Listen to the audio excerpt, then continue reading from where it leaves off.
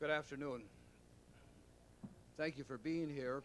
It's my pleasure to welcome you as well as viewing audiences. We can't hear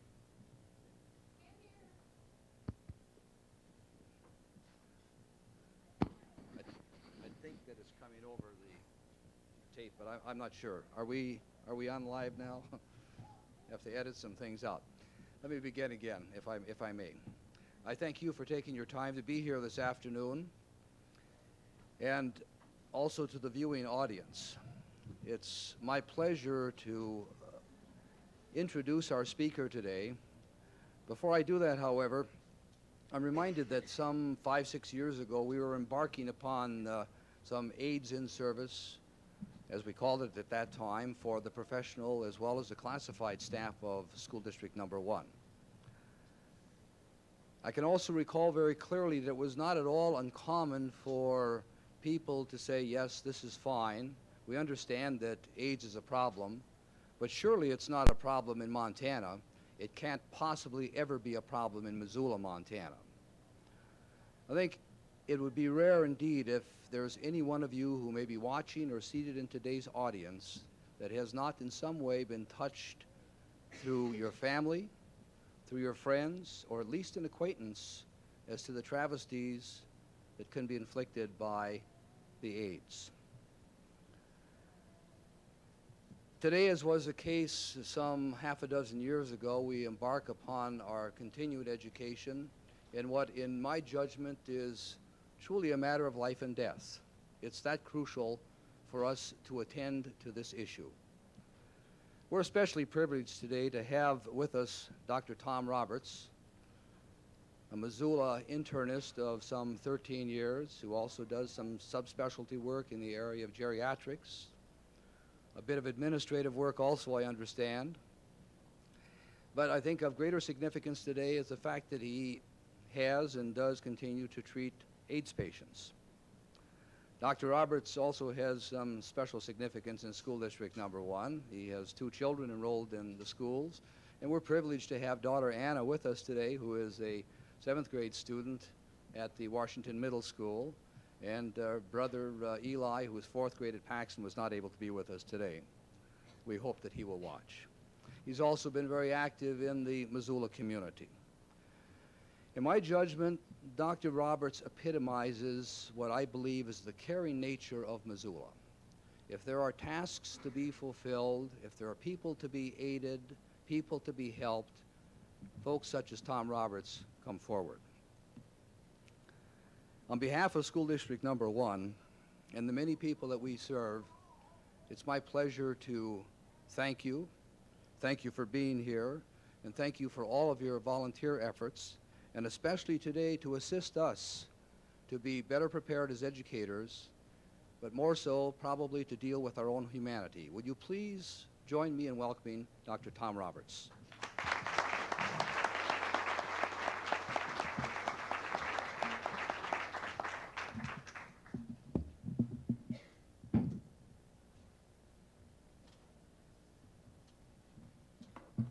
Well, Jake, I knew there was a reason I like to come to these things. I never hear such good things said about myself unless I'm talking somewhere, so that's great. Despite what the first slide shows here, we're not really going to talk about my winter vacation to British Columbia. We're going to try to delve into HIV virus and AIDS. It's a gargantuan topic, and I've tried to just summarize it in the next 45 minutes. I think that'll be pretty simple. I expect you'll all know about as much as I do at the end of that time, so you better hang on while we run through all this stuff. See if I can get it here.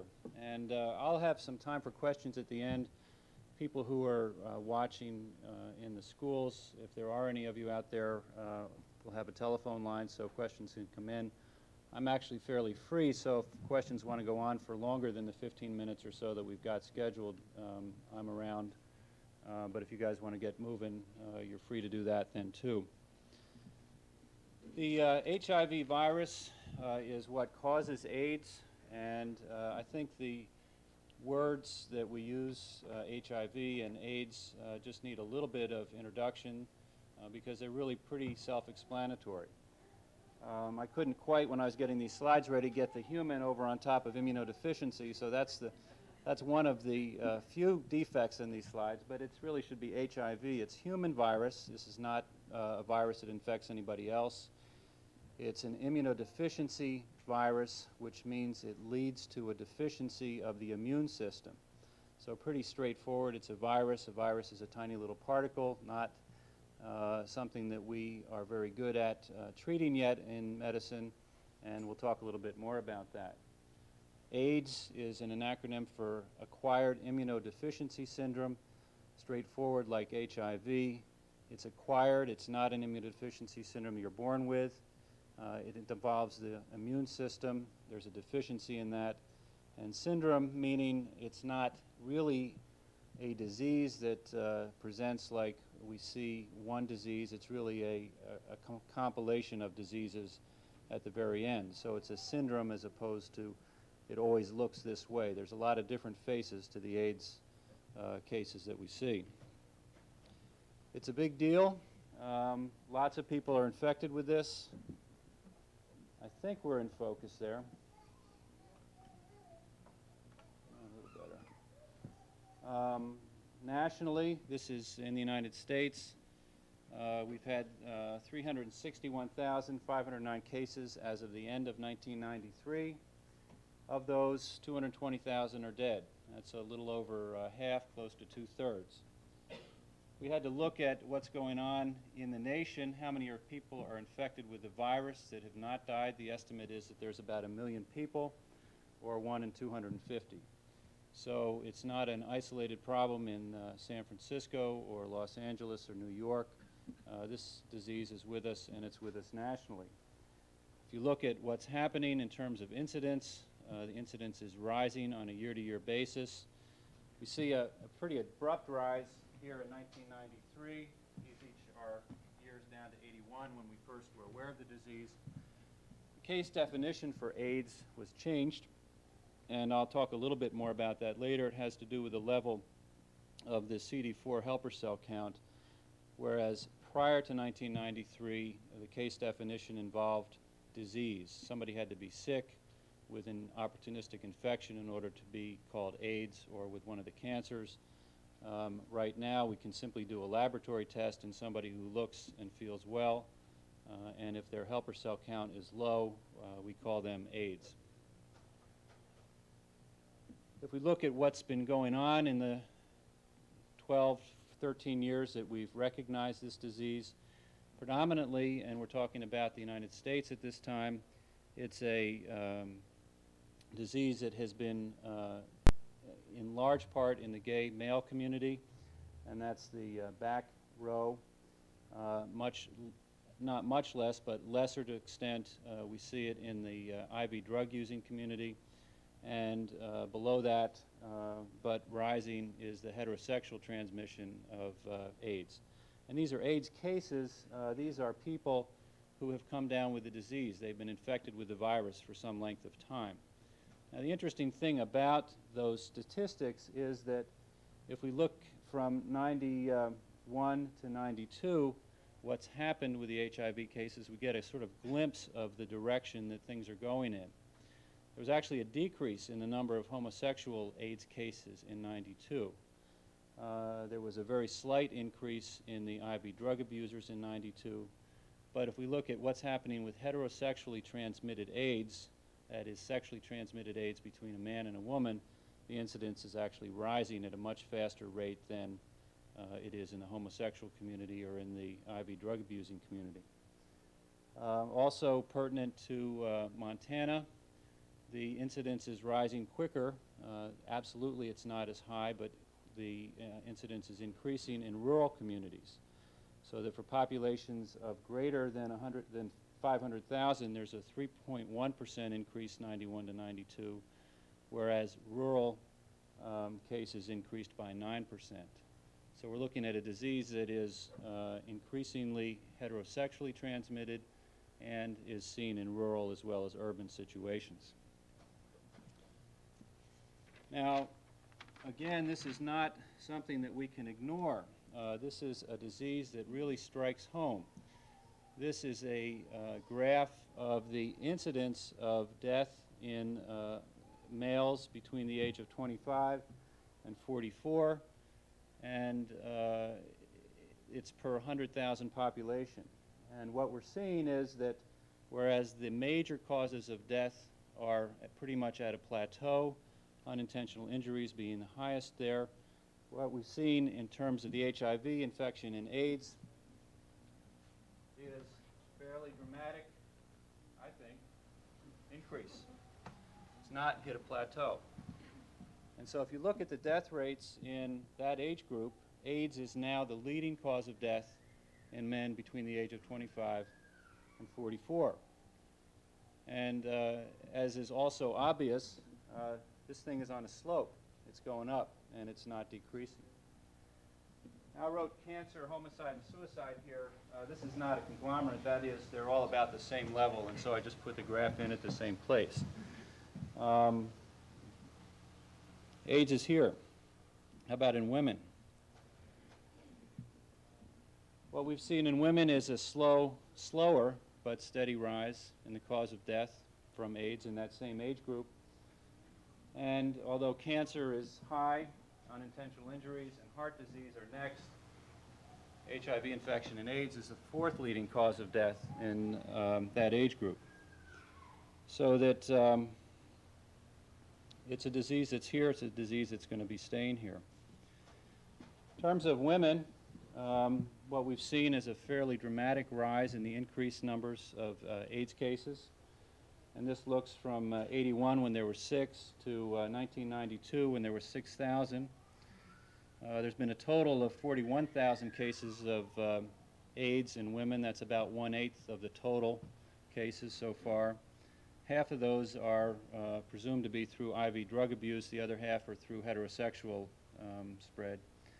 And predominantly it's blacks and Hispanics. About 3/4 of the AIDS cases in women are black or Hispanic at this point in time. To bring it a little closer to home, these are the cases that we've had in Montana up to this point.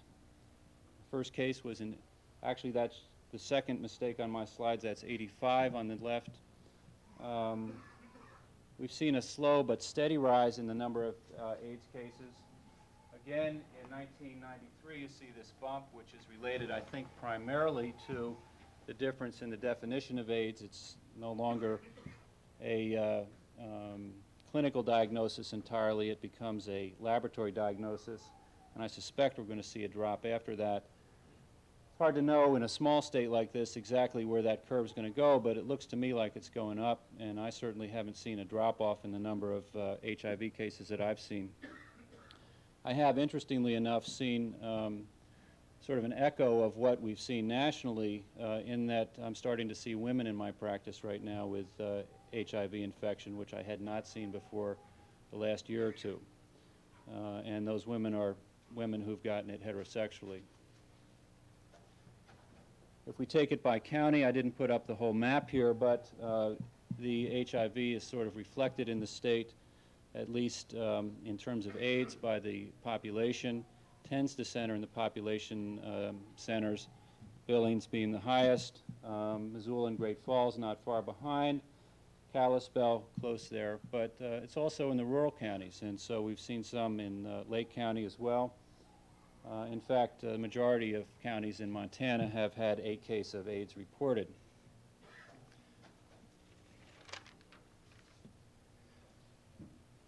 This is Montana AIDS cases by exposure. I don't know if you can read the numbers. The large purple there is men who have sex with men at 61%. So the majority of cases are still or have been cumulatively related to gay men. IV drug abuse, about 12%. Men who have sex with other men and who use drugs, 11%. Heterosexual transmitted AIDS is about 7% in the state. And there have been some transfusion and hemophiliac-related cases. I'll spend a little more time on those down the road. I don't know if you can see this. Again, Predominantly, it's a male disease. 91% of the HIV or AIDS cases in the state are males, 9% are women. If we looked at the population characteristics, it's predominantly a white disease of white people, with 6% Indians and 4% blacks and Hispanics. The age range, 30 to 39 is probably the predominant range. That's about 50%, close to it. But a quarter of these people develop AIDS between the age of 20 and 29. When you think about how long it takes from the time a person is infected until the time that they develop AIDS, which is anywhere from 7 to 12 years, the majority of these people who develop AIDS between the age of 20 and 29 have actually contracted the disease or the virus when they were in their teens. So I think it's fairly safe to say that a quarter of the cases start in the teenage years. We haven't had much in the way of pediatric AIDS here. I think about 3 cases in all of Montana. The total AIDS cases is 212. It used to be thought, and probably was true very initially, that a lot of these cases were people who came into the state after being infected somewhere else. They came home to be with their family and to die. That is really not the case anymore. Of the 212, 148 are cases that have developed while the person's living in Montana.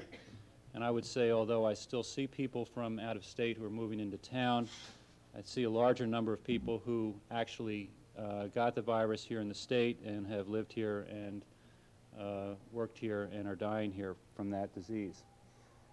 It's impossible really to know how many HIV infections are in the state. We don't have any way of keeping track of that. We do of AIDS cases. So far, there have been 400 or so positive HIV tests in the public health arena where they have free anonymous testing. Some of those may be duplicates since there's no name or identification number attached to them. I suspect we have twice that many in the state based on the number of AIDS cases that we have. So much for where it is. In terms of how it's spread, I may be covering old territory for you here, but essentially AIDS is spread sexually. That's the majority of the way it's going to be spread. And up to this point, as the numbers have shown, it's spread in gay men. I'll cover some numbers a little later on about what the frequency of spread is. If we looked at the rest of the world, not the United States or Montana or North America, heterosexually transmitted AIDS is by far the way that this is being spread. In a worldwide basis, we're looking at about 13 million people who are infected with the virus, and who knows how many people dead. So that although predominantly in the United States we're seeing gay spread with an increase in heterosexuals, if you were in Africa or Asia, you'd be looking at heterosexual spread and a 1-to-1 male-to-female ratio between infected people. Blood products certainly are a way that HIV can be spread. Intravenous drug abuse is probably the most common. The mechanism there is very clear. A contaminated needle, that is a needle that has blood and the virus in it, from one person to the next. These needles can be cleaned and sterilized very easily, but are not. And so that's predominantly the way that, that IV drug or blood spread of AIDS takes place. Transfusion was a real problem early on in the disease. We didn't have any way of measuring our blood to see whether it was infected or not. As of 1985, we've been very careful to screen all blood. There's an estimate that about 1 in 250,000 units of blood may be contaminated, so that any time a unit of blood is transfused, there's a small risk of HIV being spread. Healthcare workers are at some risk for the disease. Clearly numbers of people working in hospitals or clinics who have caught the disease, but it's not easy to get that way. Out of 1,000 needle sticks, that is a needle that comes out of somebody with HIV and pokes into somebody that does not have it, about 4 people will be infected. And usually those 4 have gotten not just a nick with the needle, they've gotten a serious injection of the blood into the skin. So it's hard to get for health workers. The converse, if you have a positive health worker, what are the chances that it's going to be spread to a patient? There's a case in Florida, as many of you are probably aware, where a dentist spread it to 4 of his patients. The thoughts behind that are that the dentist probably, and nobody will know for sure, used the tools for cleaning his teeth on himself, and then without sterilizing them, used them on others. That is the only case that I'm really aware of where there was a AIDS-infected healthcare worker that has spread it. There have been some cases where it's been spread in the healthcare system. In Russia, they used some contaminated needles. In Australia, there was a surgeon who took out did a biopsy on somebody and probably didn't clean his instruments. But when we've looked at surgeons to see, for example, if an HIV-positive surgeon has any positive cases, there really haven't been documented cases of that. So it's hard to spread from healthcare workers to patients. Casual spread of AIDS is probably almost impossible. You don't get it, as your handouts show, from kissing or hugging or shaking hands or swimming or sleeping in the same bed.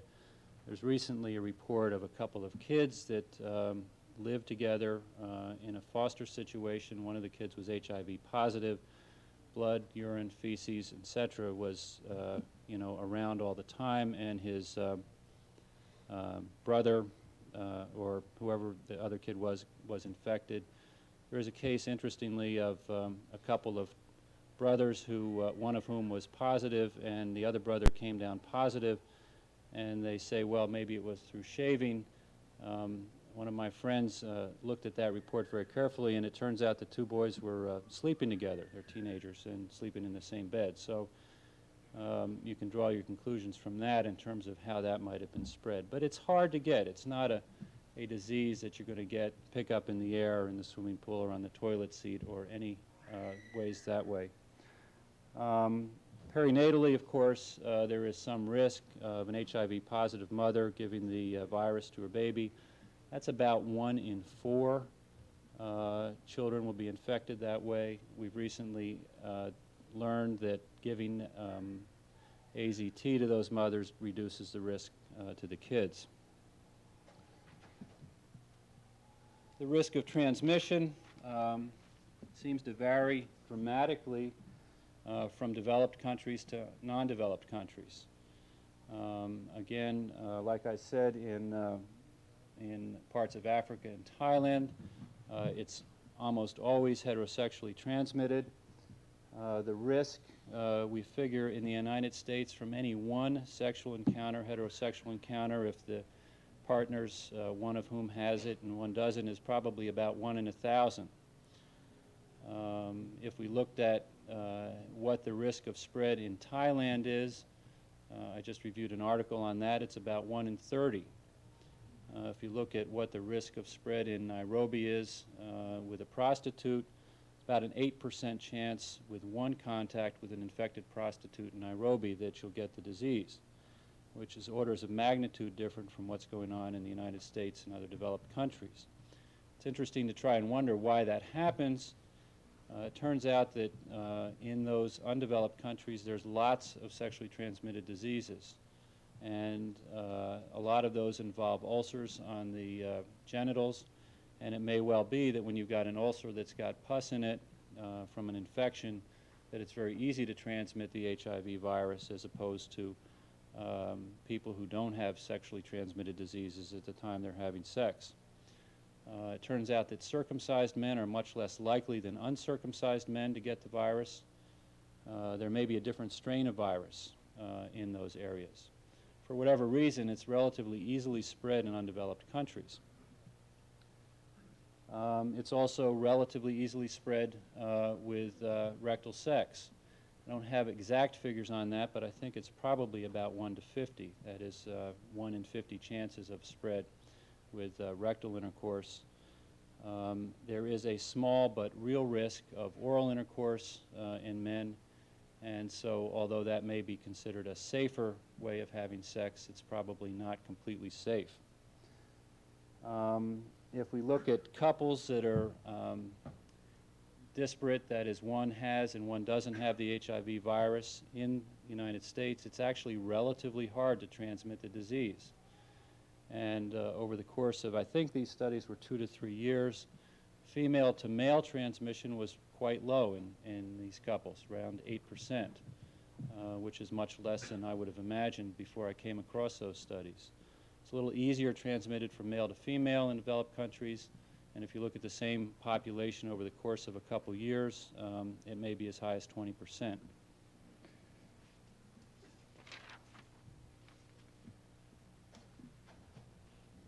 So let me bring some coals to Newcastle and tell you about AIDS education in schools.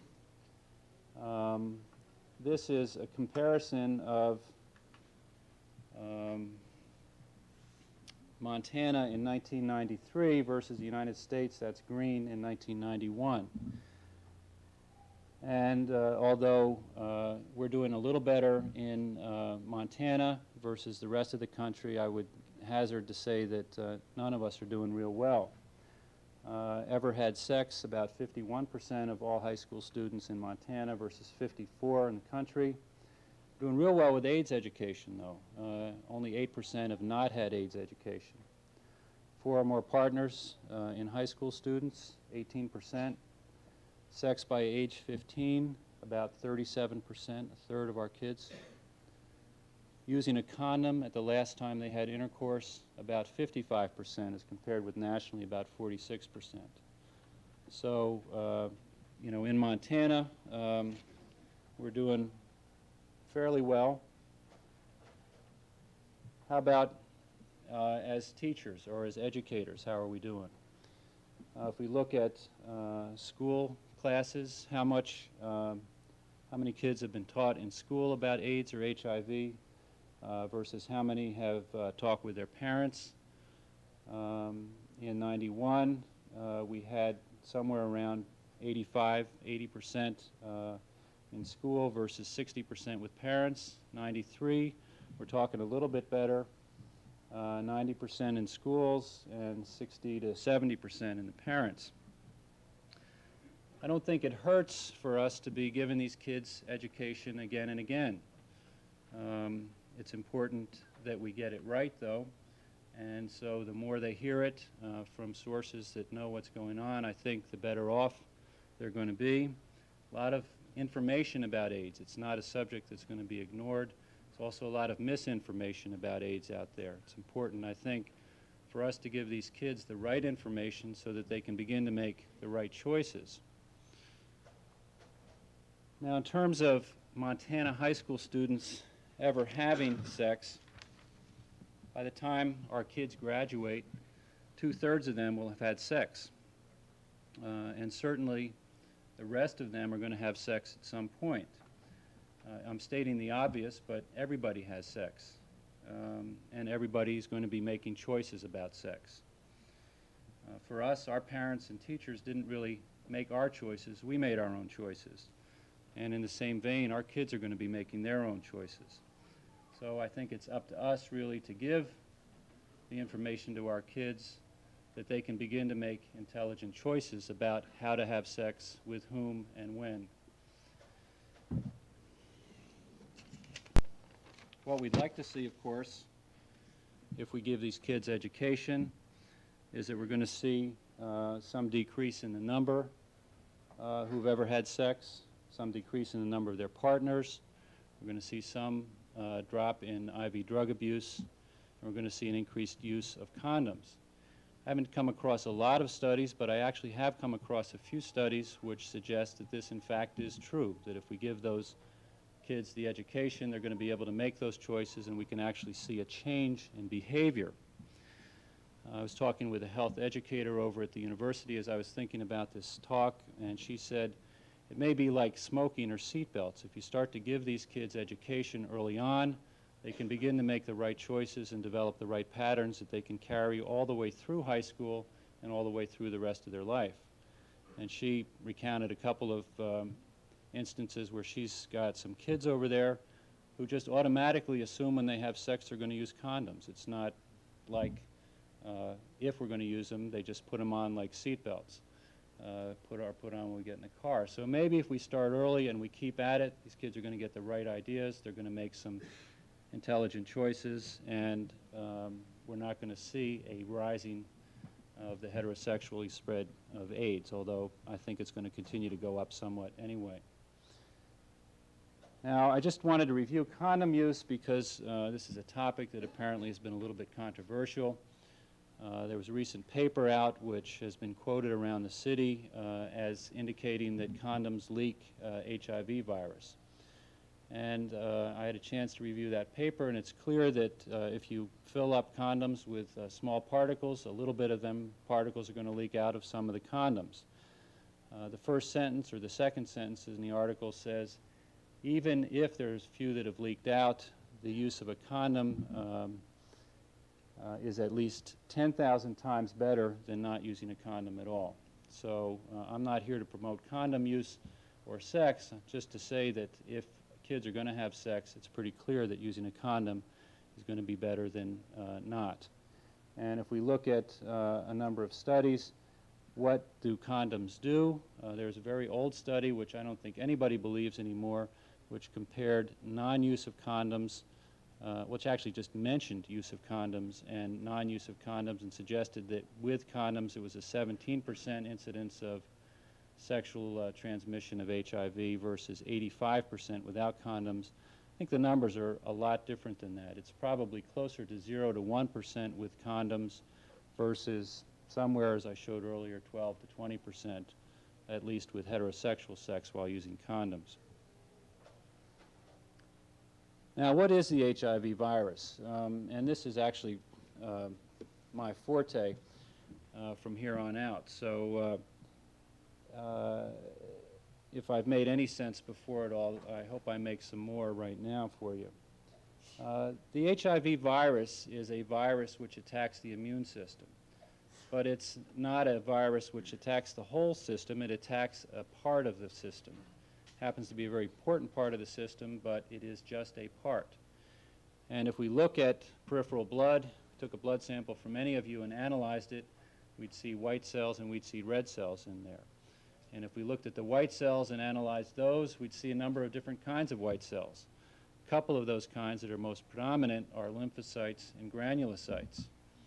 If you looked at the lymphocytes and took them apart and started to look at what they have, you'd find T cells and B cells. The B cells are the cells that make the immunoglobulins, the antibodies that float around in our blood. The T cells, or the thymus-derived cells, are the ones that sort of guide the immune system. And if you analyze those a little bit further, you'd find the cells that we call the helper cells, which help to mount an immune response. And you'd find the suppressor cells, which actually quiet down immune response. And you'd find the killer cells, which go in and kill invading viruses or protozoa or fungi. And if you were an HIV virus floating around the blood, you would pick on this CD4 or helper cell way down here. And that's what you would attach to if you were going to infect somebody. So you can see that the immune system, just in a very simplistic way, is fairly complex, and that the HIV virus is really attacking one small part of that. Now, what actually happens seems to attach to the cell, the helper cell, and inject itself in. The virus is an RNA virus. If you think about what our genes are made of, they're made of DNA, and we create RNA, which is sort of the messenger to make proteins. Well, this is an RNA virus, and it's a retrovirus, which means that it makes out of its RNA copies DNA. And it's got a little enzyme that does that. It's called reverse transcriptase, and you'll hear a little bit more about that later on. This DNA is formed in the cell, and then the DNA goes into the nucleus of the cell, and it actually incorporates into the DNA of the CD4 cell. So when the HIV virus infects a cell, it forms a DNA copy, and that copy sits in the DNA. That DNA copy can then lie dormant, or it can begin to replicate. And there are certain enzymes which seem to control replication. When it starts to replicate, the cell makes more of the HIV virus, and that virus that it's making in the cell eventually leads to the death of that cell. We're not exactly sure how that happens, but over a period of time, as the virus replicates, we see a drop in the number of CD4 cells in the body. And what happens then is something that we can measure. I showed you before that the CD4 cell is one of the lymphocytes that travels around in the blood. We can send the blood off and have it analyzed, and the numbers come back and tell us how many CD4 cells are left and how many aren't. And what I've drawn here is a graph which includes 4 people with an HIV virus infection. And they start out with about 800 or so helper cells in a cc of blood. And by the time they die, there are no helper cells left, or very few in that blood. Now, over a long period of time, and this is years on the bottom, we're going to see a gradual decrease in the helper cell count. During that whole time, people don't have symptoms. There's no symptoms of the HIV virus during the time when the helper cell count's above 200 or above 100 even. They can fight off infections normally. They tend not to come into the hospital. They tend not to come and see doctors. They tend to continue to have sex, and unless they're tested, it's unknown whether or not a person at that level is infected. Eventually, we think almost all people who are infected with the HIV virus are going to have a drop in the helper cell count to the point where they will become symptomatic. There may be a very small number of people, perhaps 10%, who stay on that top blue line there, who in fact over a period of many years don't ever drop their helper cell count, don't ever have the damage done. Their virus, for whatever reason, lays dormant and stays there. We don't know why. If we did and we could transfer that ability, we'd have the disease solved. But there is quite a bit of variation in terms of what happens. There are people who will present within 5 years with AIDS. Average time from the time that people are infected to the time that they show up with AIDS is probably about 10 years right now. From the time that people show up with a helper cell count of 200 or AIDS, average length of life is probably another 4 years, 5 years. So these people are not dying quickly. They're dying very slowly in stages, and many times don't really know that. And I've seen all different stages of this disease. What it ends up showing later on in terms of how does it affect people shows up in all different ways. This is a syndrome. Again, it's not a disease. And all these parts of the body that I've mentioned here are ways that I've seen the HIV virus show up. Shows up as skin infections. People get yeast infections on their skin, or they get viral infections on their skin, or they get funny skin diseases that don't seem to go away. In terms of the lungs, they get all different kinds of lung problems. I just sent a guy home yesterday who had half of his lungs filled up with Kaposi's sarcoma. Pneumocystis pneumonia is a very common cause of infection in these folks. TB is another big one. Intestinal problems show up. These people tend to get diarrhea. They tend to get persistent intestinal infections. They tend to lose weight. They lose fat. About 10% of people with HIV virus may show up just not thinking right. That is, the virus seems to attack the brain primarily, and it doesn't affect the rest of the body so much. So they may show up as a dementia, and almost like an Alzheimer's kind of thing. That may be the only symptom of them having AIDS. Very common for these people to get muscle problems. They get weak. They have trouble walking around. Their muscles shrink. They get muscle pains. I didn't mention nerves, but certainly the nerves can be involved, and these people tend to get nerve problems in terms of how messages are sent in the body. They tend to develop cancers. Kaposi's sarcoma is a cancer that we never saw before the AIDS cases came around. Tend to develop cancers of the lymph system, brain cancers, all different kinds of ways that it can show up.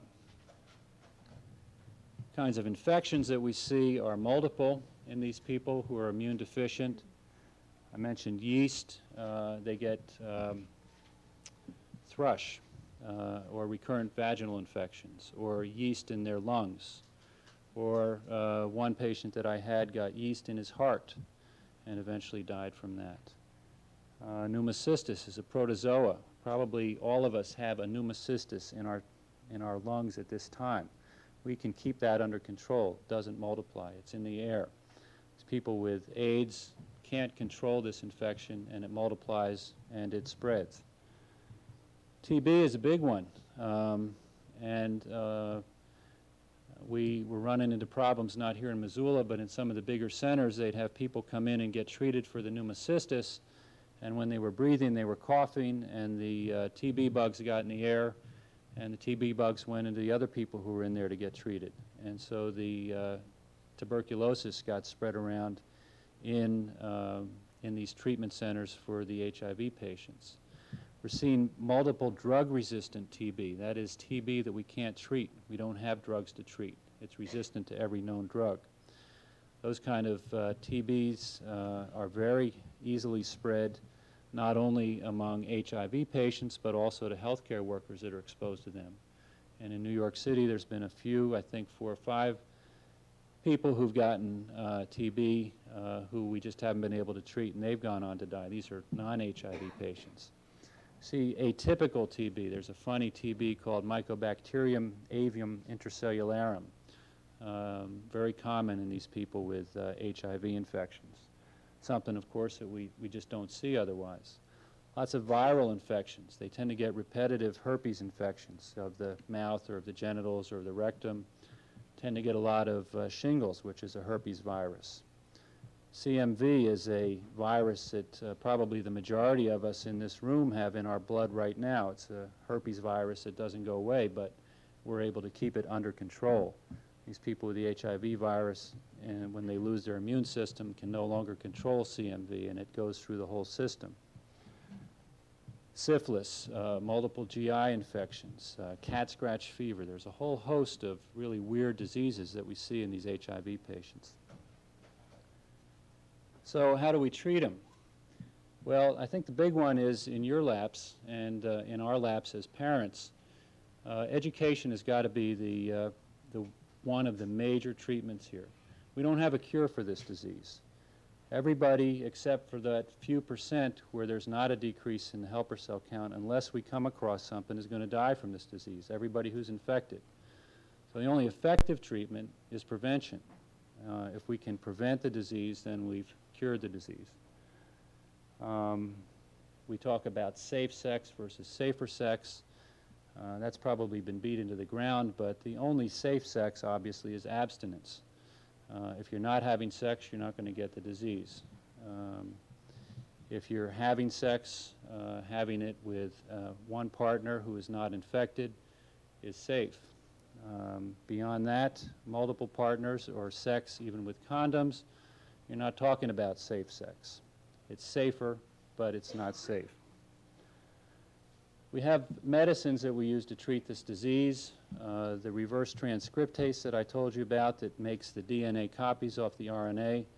We do have a couple of drugs that actually block that enzyme. AZT is the one that you're probably most familiar with. We use DDI or DDC or DT4.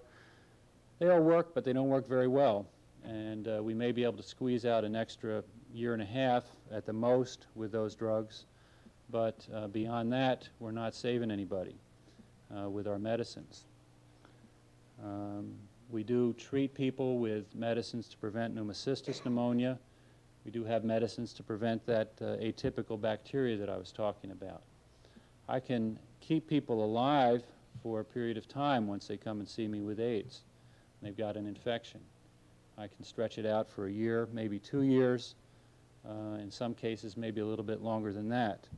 But in the end, what happens is that the immune system continues to deteriorate, and it gets to a point where even though these people are taking lots and lots of medicines, and I'm talking 15 different kinds of medicines a day to prevent or treat infections, even though they've got all that stuff, their immune system still can't keep them going, and they die.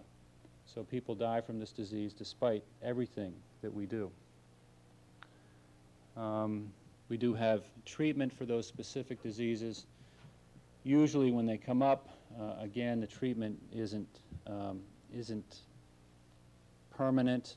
Something else is going to come up and the people will go. Research, is there something that's going to come around the corner that's going to cure this disease? I was relatively optimistic about that for a number of years. It always looked like there was something else on the horizon, some other drug that we might be able to use, some magic cure, some vaccine that perhaps would be the answer to this. Bottom line is there's nothing there right now, and there's nothing that I can see on the horizon that's going to be a cure for this disease.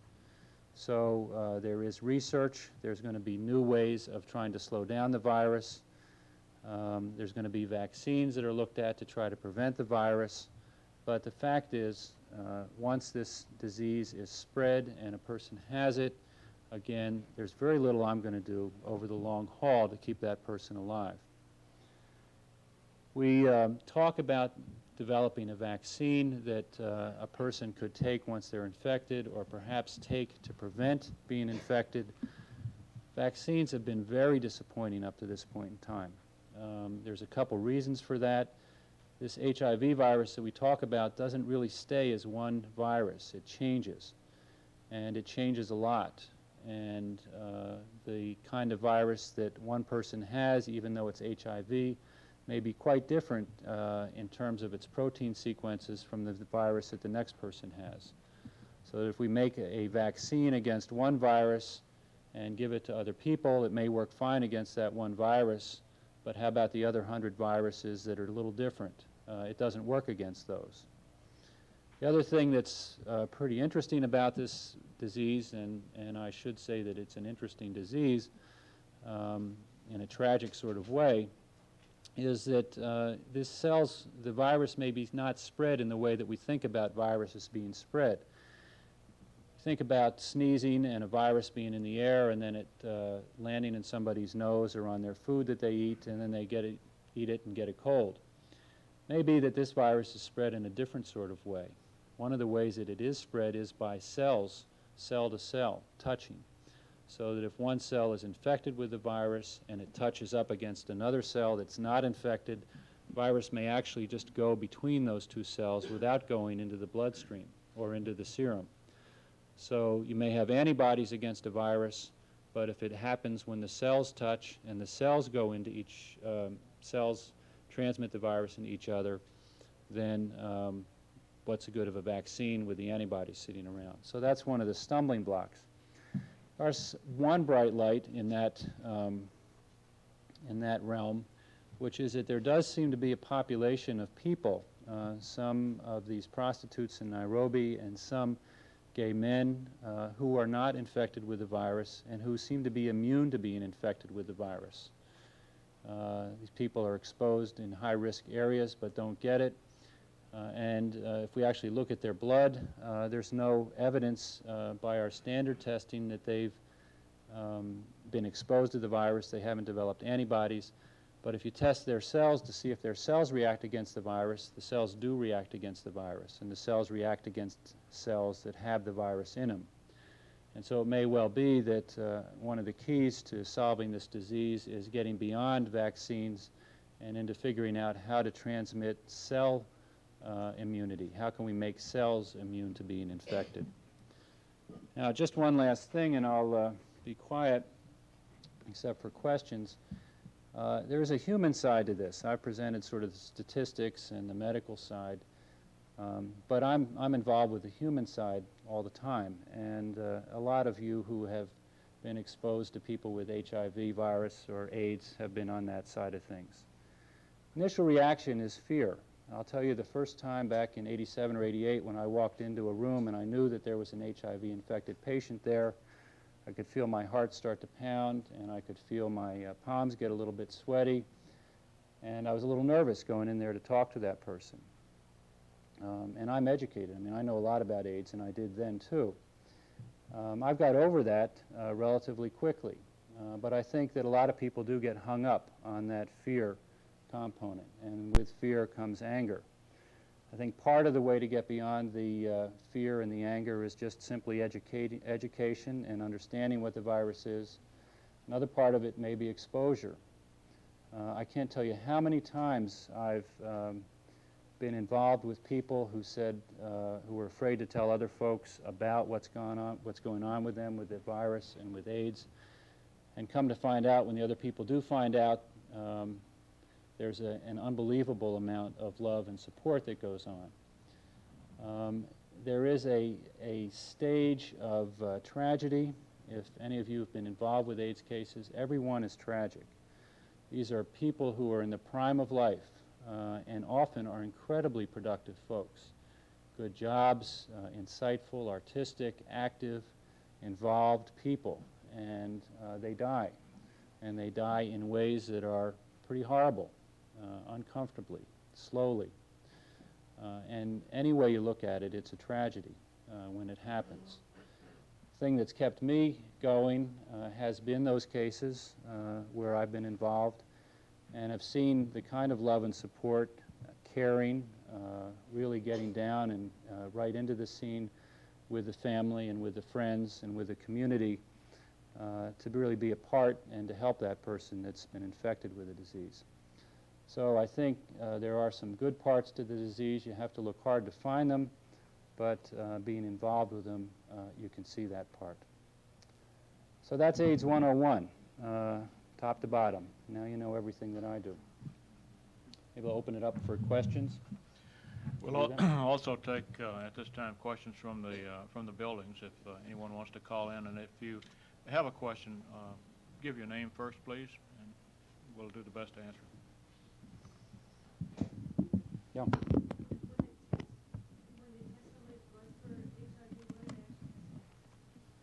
The question was, when we test blood for AIDS or HIV, what are we testing? We're testing the antibodies that are formed to the HIV virus. And so we're actually not testing the AIDS virus, although there are tests to look at the virus itself. Predominantly what we're testing is the number of antibodies or the immune response that a person has. And that's a pertinent question. 90 to 95% of people will develop antibodies after they're exposed to the HIV virus within about 3 months. So exposure and then testing within 3 months or at 3 months is pretty good. By 6 months, almost everybody will have converted if they're positive for the virus. Yeah. If a person had been exposed to the HIV and has contacted that, but the antibodies haven't formed yet for 3 months, and they donate blood, will it test? Yeah, that's the so-called window period. And the question is, if somebody donates blood once they're infected, but before they've developed antibodies, is the blood infectious? And the answer is that it is, and that's why we have some blood, probably, that still has a virus in it but has no antibodies in it. And again, that's uncommon. We don't take blood from high-risk individuals and so on, but there probably is some virus in some of the blood, you know, the 1 in 250,000 number that I quoted earlier. That's where that comes from. Yeah. Yeah. Why then does recently literature indicate that, you know, our blood supply is safe and they don't indicate that there is that slight possibility? Well, you know, they're safe and they're safer. Blood supply is certainly a lot safer than it was before we had that test, but we don't have a test that's going to pick up every single unit of blood. So there is a very slight risk. You know, I think that's actually changed our practices in the hospitals in terms of giving blood. We used to not think very much about giving people blood, and now we really wait until it's pretty clear that there's an advantage, a definite advantage to having it versus not having it. So we're more tolerant of anemia and less blood in people. The risk is relatively small. You know, if you had to compare the risk of getting a unit of blood to driving home tonight, it might be comparable to something like that, 1 in 250,000. So it's not big risk that you're talking about. But, you know, a lot of people will donate their own blood before they have an operation because of that risk. There's other things in the blood, too. I mean, there's hepatitis viruses that can slip through and so on. Yeah. What might the advantages be of early detection? Well, the question was, what are the advantages of early detection? From the standpoint of treatment, the advantages are zero. I mean, I don't have any treatments that are better early on than I do later on. The advantages are that you know you're infected, and you can presumably make some changes in your sexual behavior that decrease the chance you're going to infect somebody else. You can follow up with a physician on a regular basis and know where you are in terms of your immune status. And at a time when the immune system is starting to get really run down, you can start to take medicines that might help to build it back up for a while. A lot of people don't want to know if they're infected. And if there's 800 people in the state who are infected and 400 of them have had tests, there may be 400 people who don't want to know whether or not they're infected and don't want to have to deal with that issue. So that's a choice that people will make as to whether they want to know if it's detected early on.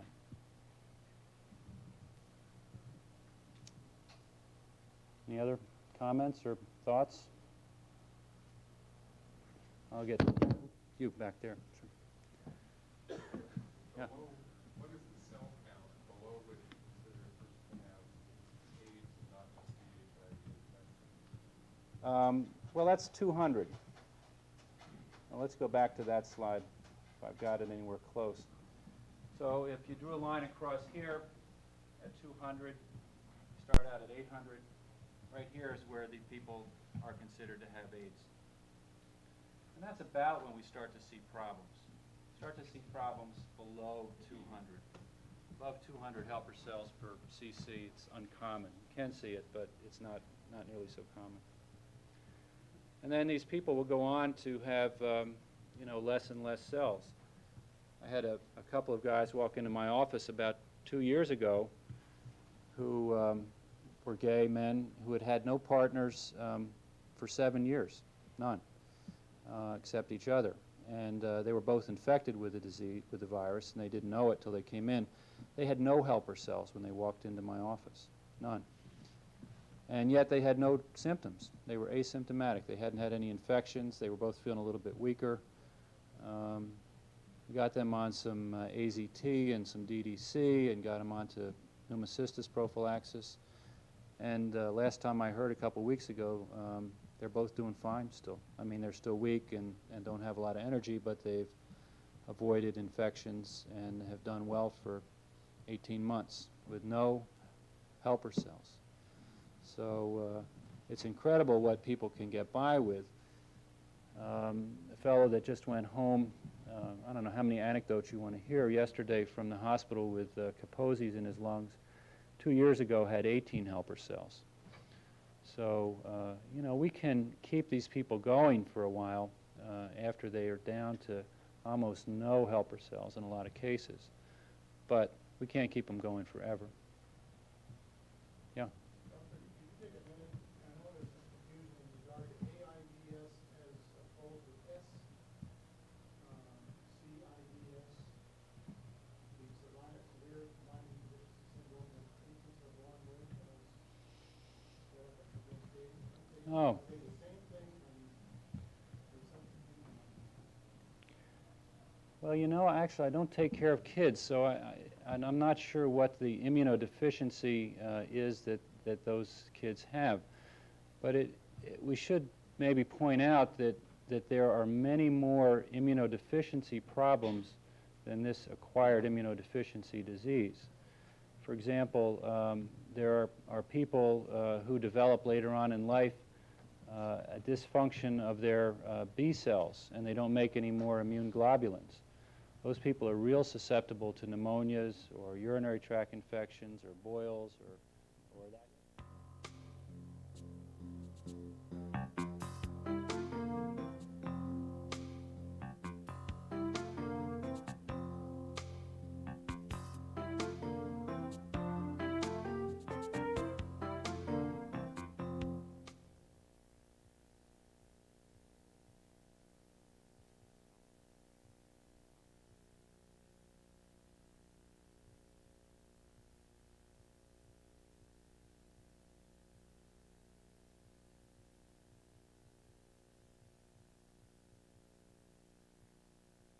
Can have suppressed immune systems from lots of different reasons. All those reasons are uncommon when you compare with this type of immune deficiency. And any of those different arms or different boxes that I pointed out can be dysfunctional in any one person. And so there's as many immune deficiencies as you can draw little boxes that are part of the immune system. Yeah.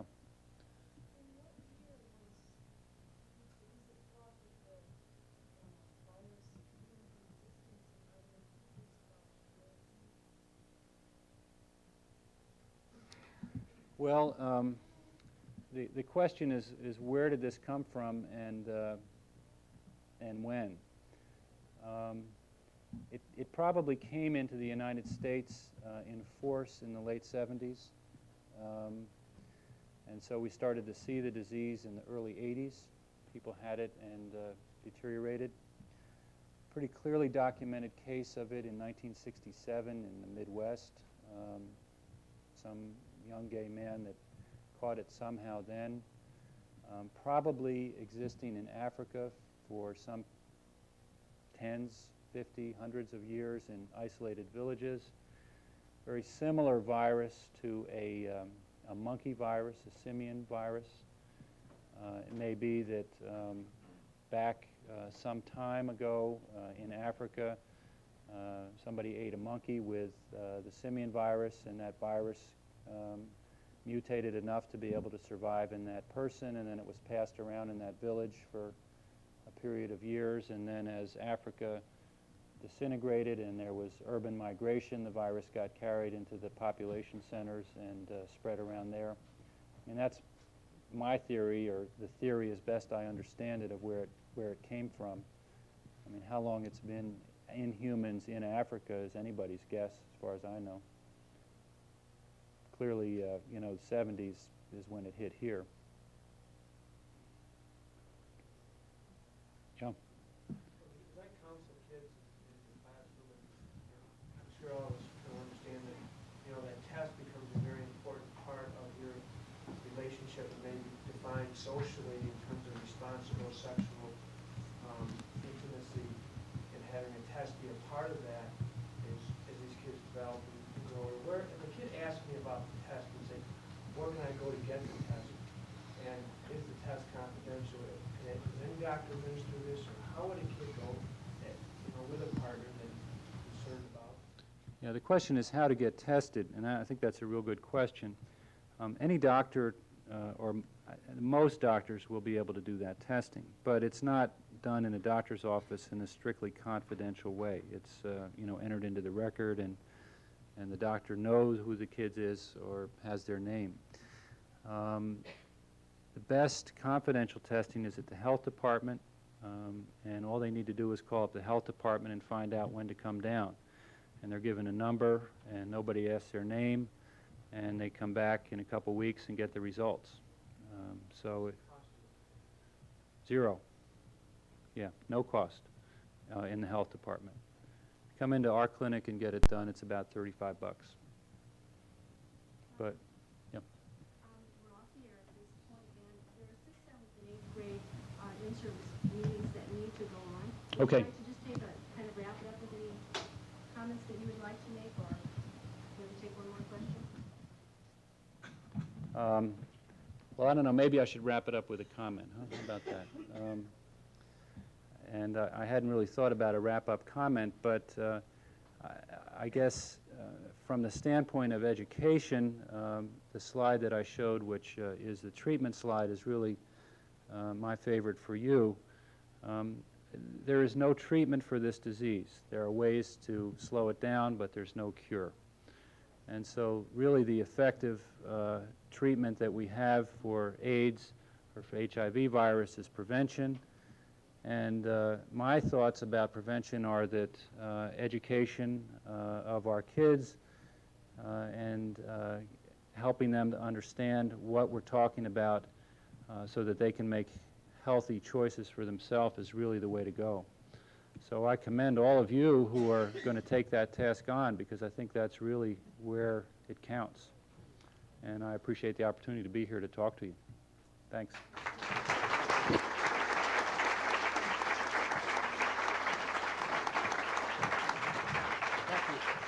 Thank you.